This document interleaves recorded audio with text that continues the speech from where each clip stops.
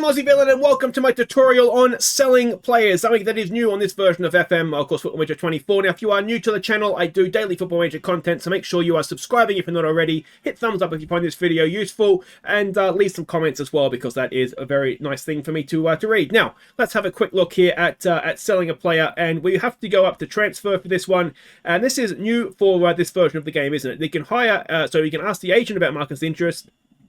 We can hire an intermediary to sell the player, or we can offer to clubs. Is basically what this means. So let's ask. This is Nicholas Jackson at Chelsea. He's annoyed me all season long, so I'm going to take a lot of pleasure in this tutorial in actually selling Nicholas Jackson. So let's ask the agent about interest. Now, we are currently outside of a transfer window, so it might be a little bit more difficult.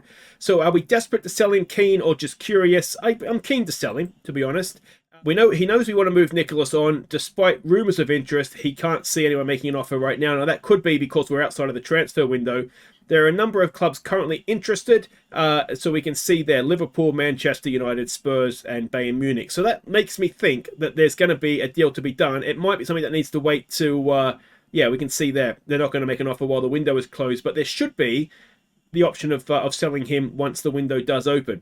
That gives us an idea of what's out there, and that there is maybe a deal to be done. So there's some rumoured interest. Now, we could hire an intermediary to do the sale. Now, it does say here that are we sure we want to do this? A player's agent can let you know if there's interest in the player, which we've just done, and we know that there is.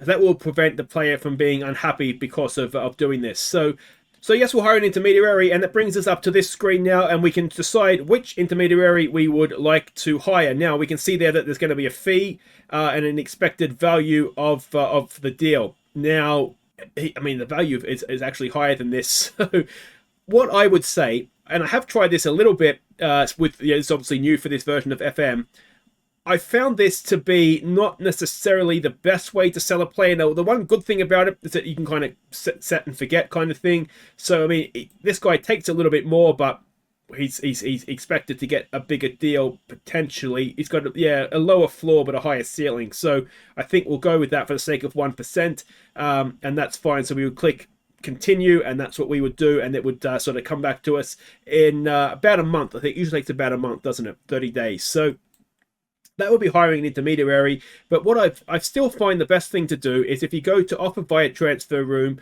and you just do it yourself. It's a little bit more labor intensive, but we could set it to say 60 million to start, and we could offer him out. Now, you can add other fees in here as well, as if you watch the transfer tutorial, we've already gone through all this, but you can add in the other fees and clauses. But on this occasion, I'd say let's just offer him out.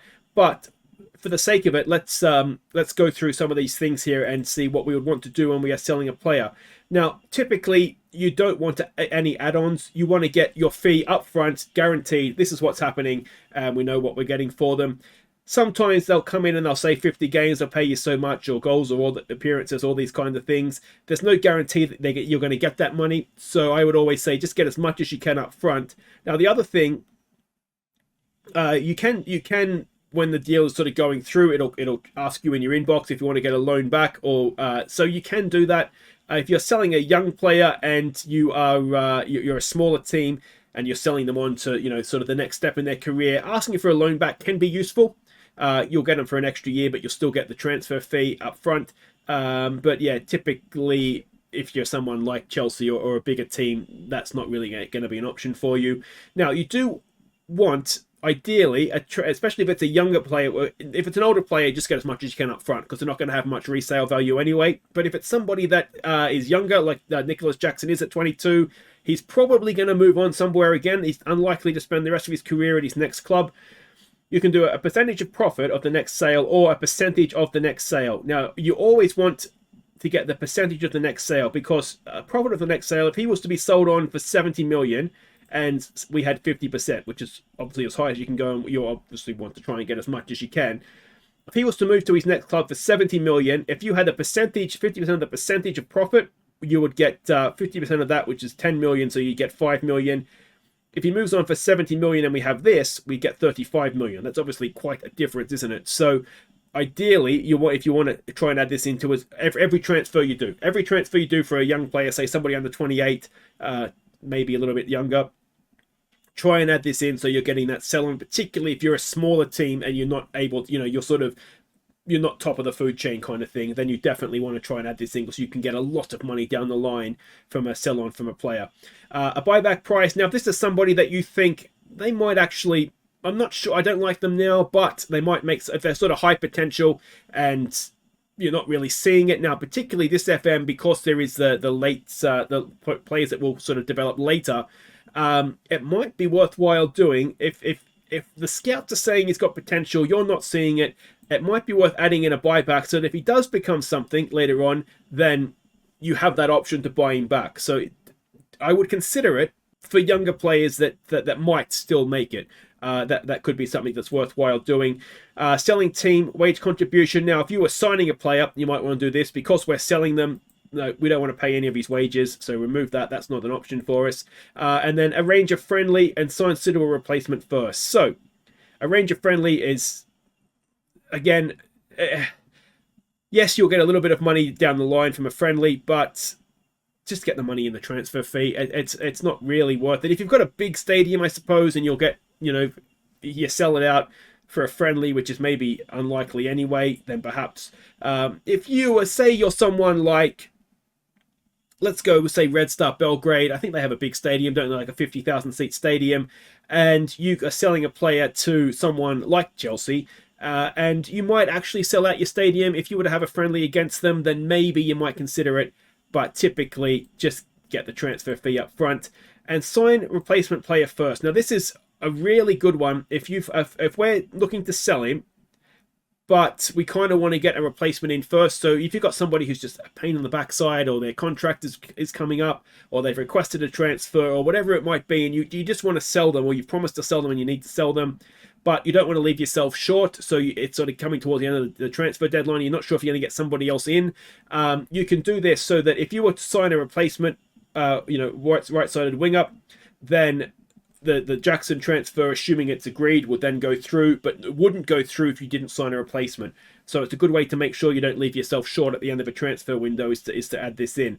So let's have a look at this, and if we were to offer them around now, if you have a non-negotiable thing, you would need to tick that. That locks it. That means that when teams come back with bids, they can't change that. That is a non-negotiable. They could change the fee, they could change a buyback price, but 50% of the next sell-on fee, that's sort of locked in. So let's offer him around and let's see what happens. Okay, so a couple of days have passed and no one has come in to offer to make an offer. Now that doesn't necessarily surprise me given that we're outside of a transfer window, but as the agent suggested, there is some interest there to be had. So I would say his preferred choice would be Liverpool. So it looks like there is going to be a deal to be done here. Possibly not to the summertime though. Now what you would do is, given that we've got a few teams here, what you want to do to get the transfer fee up as high as possible is you want this. You want a bidding war.